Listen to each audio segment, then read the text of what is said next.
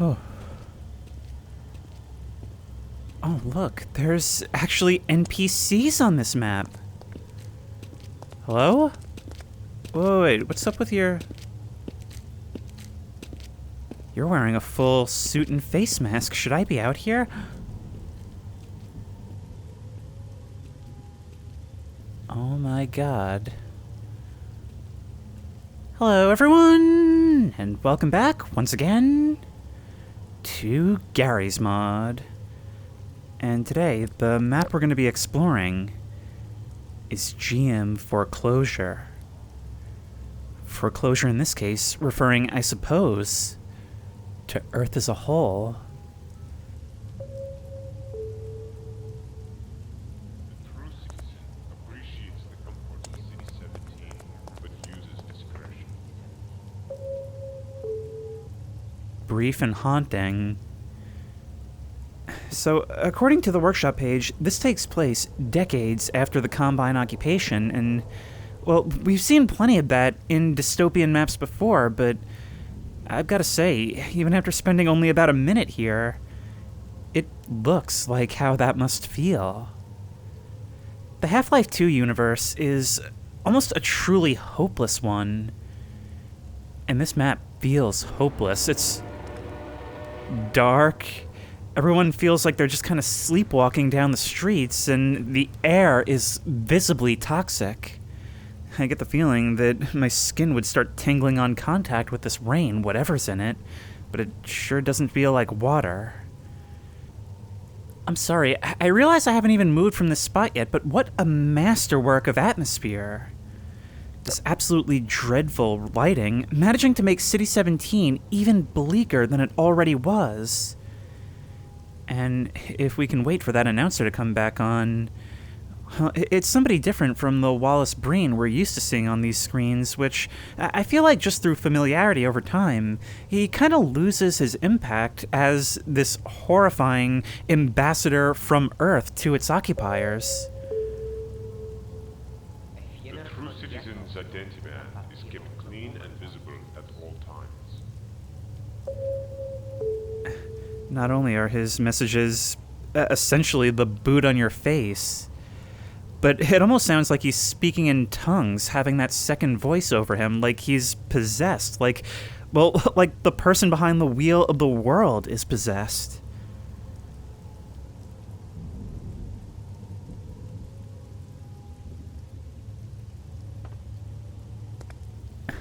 Even the people seem to have lost absolutely all hope. Excuse me, sir, interview you for my magazine? No, you don't want to talk to me. Well then, let's pick a direction and start moving, I guess. I feel like I need to take shelter from this rain. I get the impression that those who are forced to be out here in the rain in these hazmat suits, maybe they're here because they don't have anywhere else to go, nowhere to take shelter. Okay, I thought I heard what sounded like a train over on the left. Assembly 300 through 400. I wonder... Oh, there's a gap under the fence right there. Maybe we could make use of that. I mean, you get the impression that this is a society where everyone is just doing their best to keep their heads down. Like the human spirit to rebel, to break the chains, has long been subdued. And now it's just about survival. If you can call it that. Even survival may be more inertia than anything at this point. Metro Police, they're here for you. We keep you safe. Keep it clean, or he will. Even that stuff looks antiquated, like it's all peeling off because at one time this propaganda was needed, was in use. But now it's all psychological.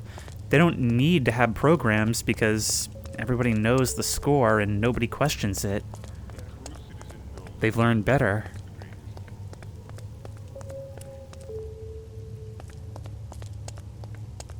At least this rail overpass provides some measure of shelter.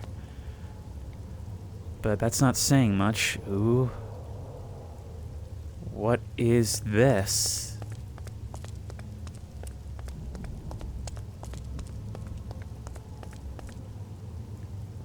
No, seriously, what is this supposed to be? Maybe it's like... The true citizen conserves valuable Oh. oxygen.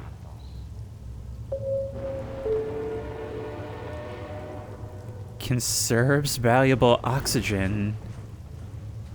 So is there a shortage of breathable air at this point? Well, if that wasn't already plain to see.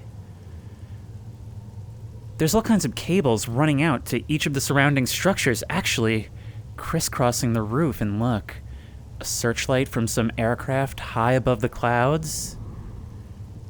They're surveilling, even if they know they probably don't need to. Maybe this is like some kind of box that distributes propaganda into all these surrounding homes. Now, what is this? Looks like the entrance to some kind of sci-fi themed nightclub. Can we enter? No, it doesn't seem so. Look. Oh, wait. Huh, that's a strange reflection. It's actually reflecting this building over here. Appreciates the comforts of City 17, but uses discretion. But just a second ago, I could hear music. Or at least it sounds like music coming from inside. There is a smokestack on the side here. True citizen's identity band is kept clean and visible at all times. Identiband. That must be the red armband that we've seen some of these shamblers wearing. Now, I believe the creator said that this was inspired by certain elements of the Half-Life 2 beta, which would make sense. I've heard that that was even darker, that there would be Combine roving about simply for the purpose of incinerating corpses that are just left about on the street. This is a map where it really pays to look up sometimes. We can take shelter beneath the backlight of this thing. I can imagine any comfort you can get is worth its weight in gold in a world like this. Can we open you? We can. I'm just trying to leave no stone unturned.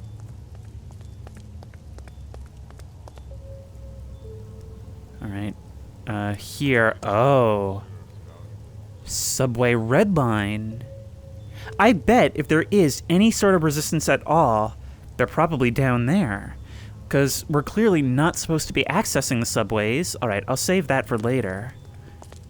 Okay, there may be just a glimmer of hope in this dark world. Howdy. Yeah, I'm not wearing a suit. I live life on the edge. What of it? I feel like I should be throwing cans at that lens. Some alleyways sealed off deliberately.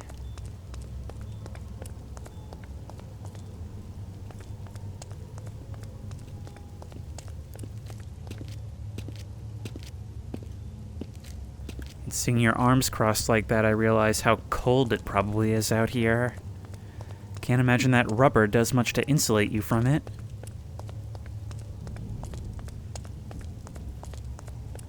Yeah, they are blocking off sections, keeping us confined to very particular segments of the city. Nobody leaves their block, I guess. The true citizen knows that duty is the greatest gift. Yep, work sets us free, huh? Yep. Yeah, I can only get so high up.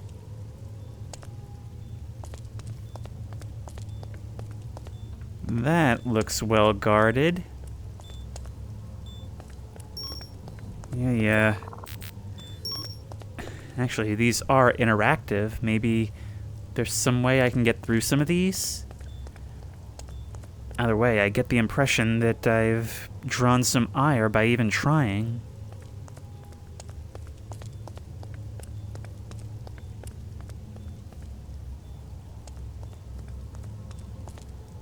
The whole time, you just feel that thing staring down at you. You get the impression that it's got cameras or even just eyes of its own. Always looming above you, the cables symbolizing its tendrils reaching into everything. I mean, it must be really easy to lose hope in a situation like that when you constantly feel like your whole life is under some panopticon.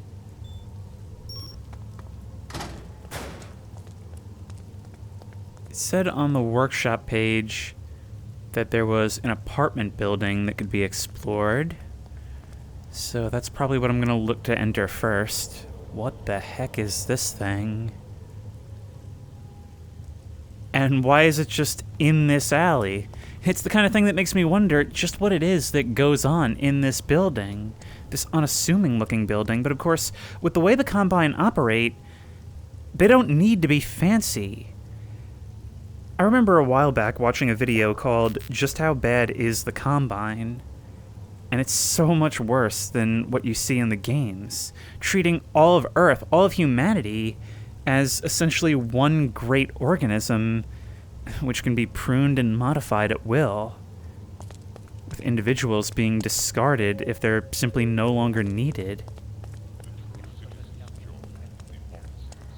I mean, my God.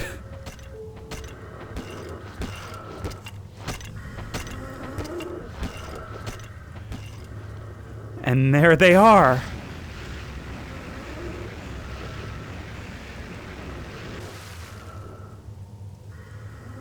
That's one of the ones I was talking about, the incinerators. These hulking former humans towering above me. Their raspy breath, signs of just what's been done to them. These used to be people.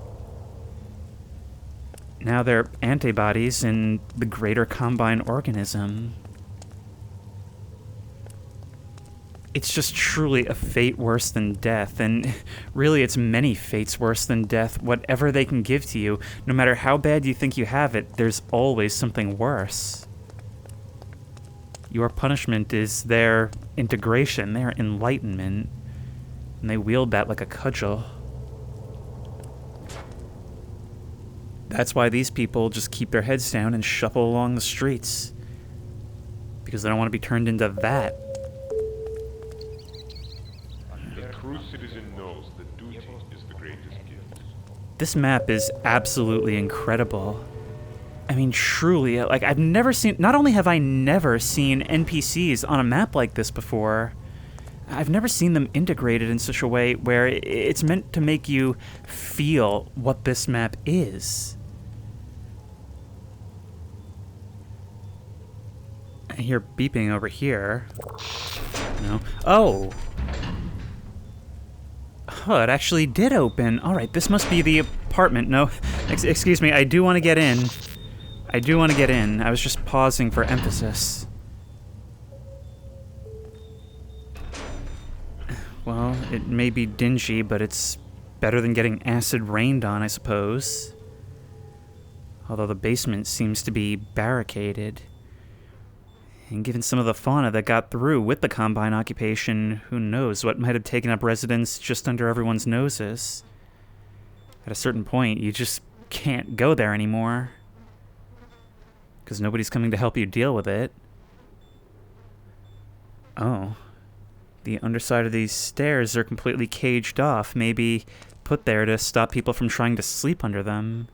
Those who manage to gain access to the apartments but don't have a room, which I sort of, from the sound of that, think that maybe we weren't supposed to be let in here? Like, it seemed like it was maybe glitching out. In any case, I'm not going to look a gift horse in the mouth.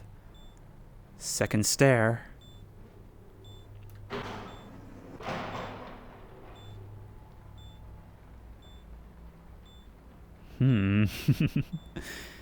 You know, this looks a lot like the apartments from Silent Hill 2.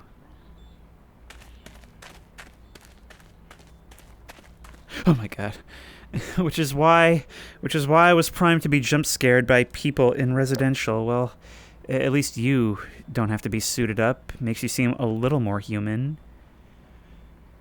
And that's what authoritarian regimes have to do. They strip away your humanity and with it your will to fight back. But they do it because they know we can. Hang on, do you still have your identiband? Yes, you do. It actually says C-17 on it, identifying where you're supposed to be from, meaning that if they catch you in a different section, they know you're part of the resistance, or at least that you're resisting. No.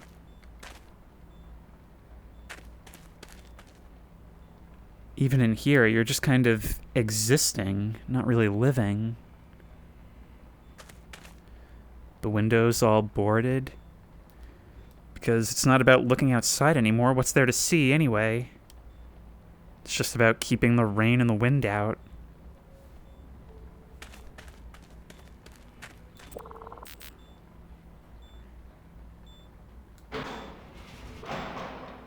There's an opposite stairwell right here.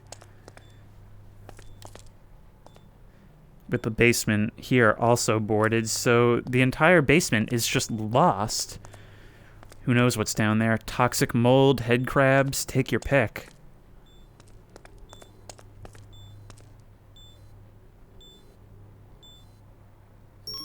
A camera watches this doorway.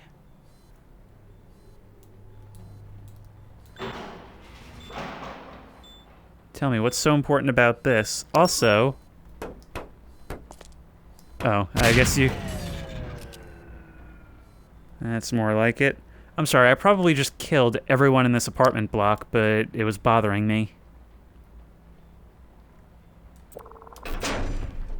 Oh, some of these do open.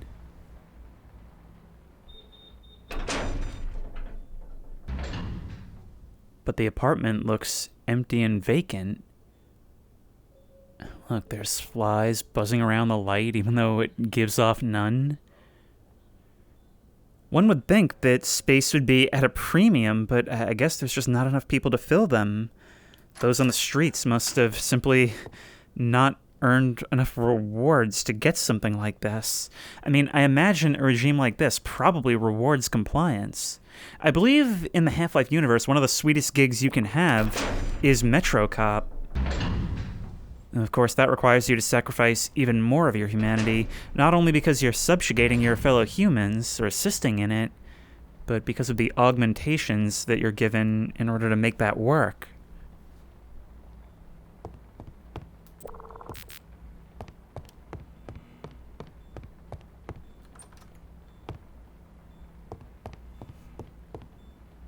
Only one person on this floor.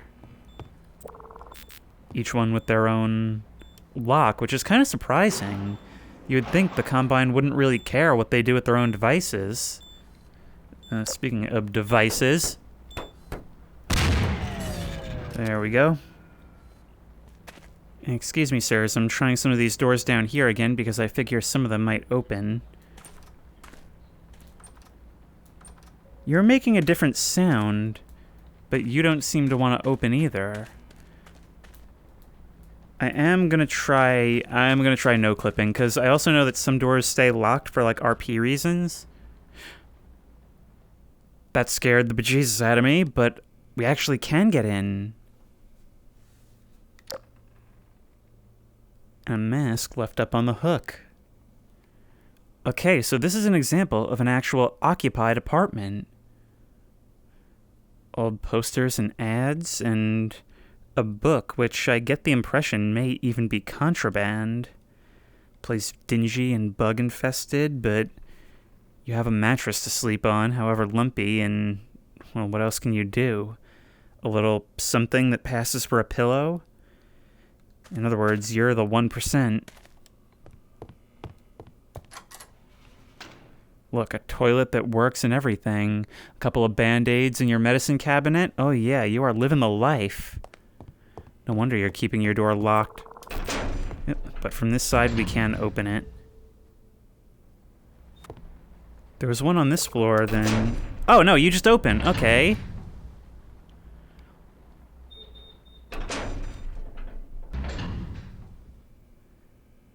City of God. He is watching out for you. Are you watching out for him? Report anti-Sybil activity. Essentially, hey, we're doing great things for you, but that can change if you don't play your part. Combine for safety. I get the impression that that is an old poster. Oh, wait, there's notes! Like, actually readable notes. Hang on. I found one of the masks on the ground today. I can't put it on. It's not for a human face. Not human anymore. By masks, you mean Metro Police? Oh my god, that's horrifying. They probably keep the augmentations a secret from the general public, but by finding a mask, it sort of tells the whole story. Or rather, it's the parts that it doesn't tell that's so... I don't even know. Warning. At least that's what Mom calls it. Apparently, you used to be able to tell. She says it wasn't always green and gray and smoke. I'd like to see that world. I was born 1 year and 4 months after they came here. Apparently, it was the same day they turned on the suppression field. I don't remember those times. Or when they sent Dad away. It looks like this 24/7. And apparently has for decades. I thought we were just seeing a particularly atmospheric day, but this is truly a different, worse world from Half-Life 2. And the suppression field, for those who don't know, the Combine use a reproductive suppression field, which essentially makes it so that there are no children in the Half-Life world, no one born after the day it was turned on. Which is just another one of those ways where there is truly no hope. The man with the fire came by today. I think he cleans the streets. After he left, the garbage outside was gone. So were the people. Only smoke. And this looks like a map of some kind. Maybe of the apartment's measurements, mathematic equations. I think you were planning something, but what?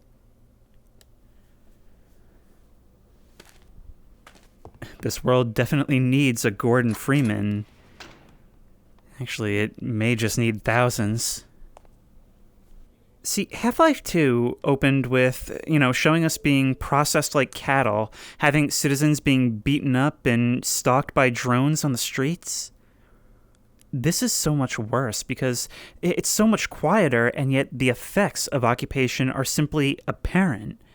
Apparent on the people that are walking the streets, apparent in the atmosphere that we used to call home, and in little things like this, these little evidences of just what happens to the people who seemingly are the most rewarded.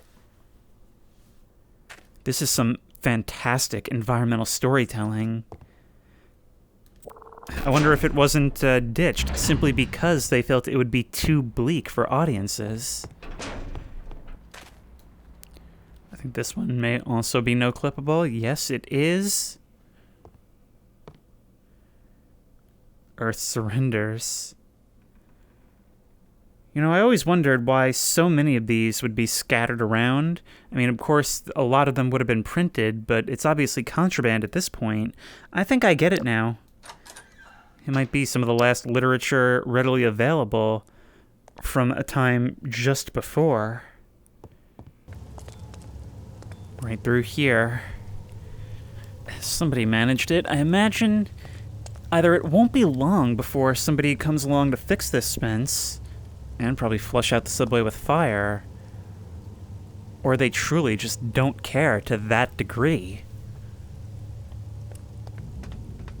Well, let's give it a look.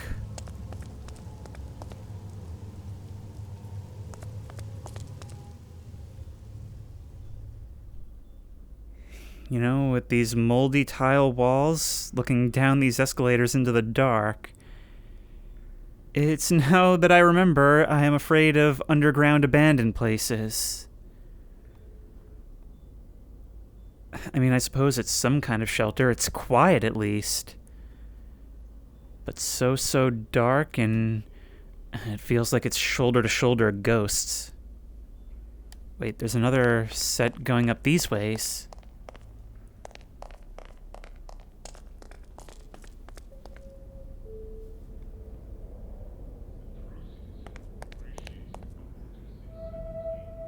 It's totally caved in, and alien mold and fungus growing all over the walls. Infestation control. Unfortunately, I don't think the resistance is based down here. I think this is where they're doing cleanup.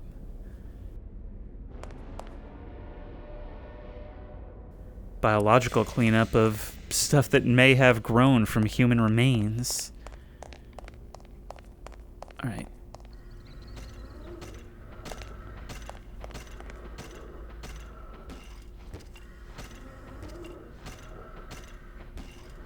In fact, it's a cleanup in progress. God, if you close those doors behind us and this were like a full game, this would very quickly turn into like an Outlast-style patrolling enemy segment. Actually, a horror game set in the Half-Life universe would not go amiss, would it?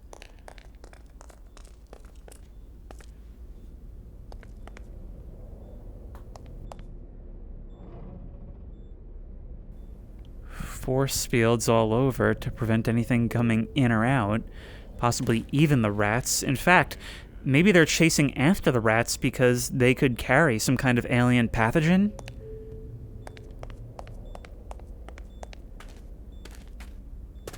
Stranger still how all of this still seems to be powered on. But I believe other maps and the games themselves have explained this. The way the Combine use like existing power infrastructure is very haphazard. They just kind of plug into what they need, discard what they don't, and if there's extraneous things still connected that they're not using, well, it just will be powered and they'll never worry about it. But beyond here, I wonder if they didn't collapse this tunnel because they couldn't contain whatever was in it. I mean, Half-Life Alyx shows them having a real hard time with stuff like this.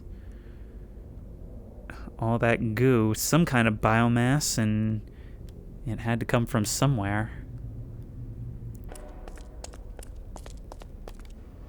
Hello, what is that up there? Hang on, I didn't see that before. Is there a way to get up to that space? I think we're just about wrapped up here, but there's still, I guess, some things to be done. Noclip? No, you're self-contained. Hang on. Oh, look at you. In your hazmat welding suit, because truly no place is safe. Crafting some kind of device. I wonder if that's an authorized device or what it does. And maybe there is some hope somewhere, even if those fighting don't even look human anymore. And one day we'll be able to take off the masks.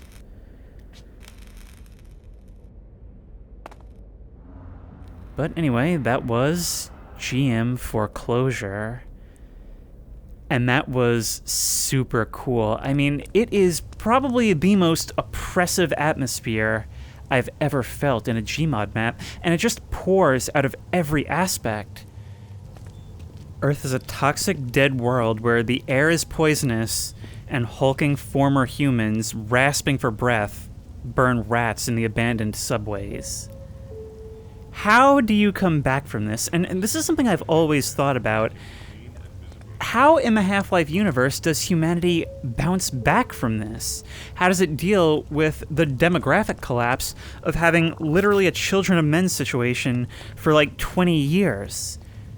How does it bounce back from undoing all the damage that's been done, tearing up all of humanity's systems and infrastructure, all the new ecological effects that have been left behind? I mean, honestly, getting rid of all of that might be even harder than getting rid of the Combine. But I suppose now would be a good time for a noclip run, huh?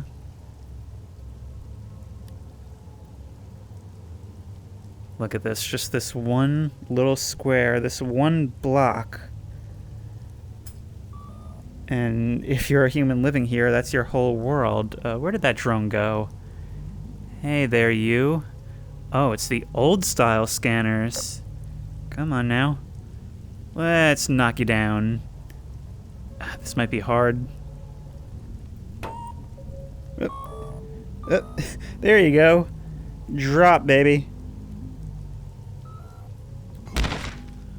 Oh, you didn't fall far enough. No, come on. There's a person right down there on the street. They need to see this. I'll become the face of the resistance. It's always a crowbar.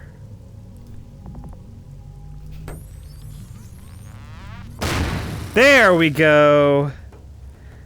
There, now the tinkerers can find these pieces on the street and do what they will with them.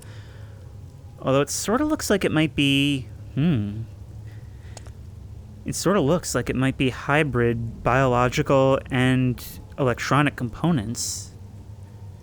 Which definitely tracks. This is the fate of us if we're left in their hands for long enough. Already the fate of some of us. It's just like those notes. Every little discovery is both a massive aid and a disturbing look at what they're not showing us. I think that's the real strength of this map, is that you get the impression, for as bad as it is, that you are only seeing the very surface level.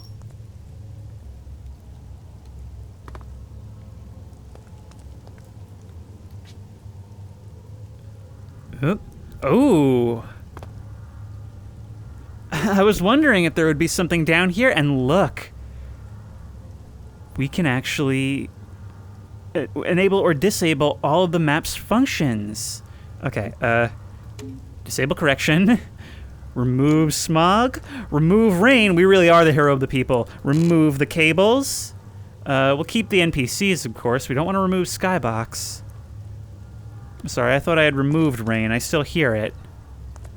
And let's get upstairs. Yep. Okay, I guess the sounds still play.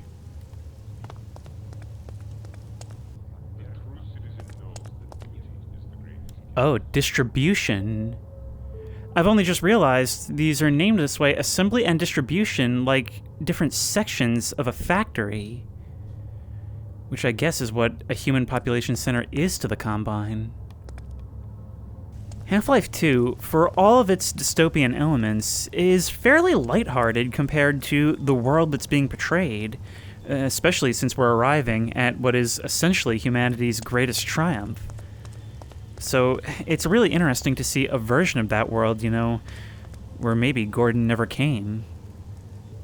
It's interesting because not only is it a look at what could have been in that world, it's a look, by using beta assets, at what could have been for us. How Half-Life 2 and the Source engine in general have influenced so much of PC gaming, and what that might have looked like if it had just been with its original plan.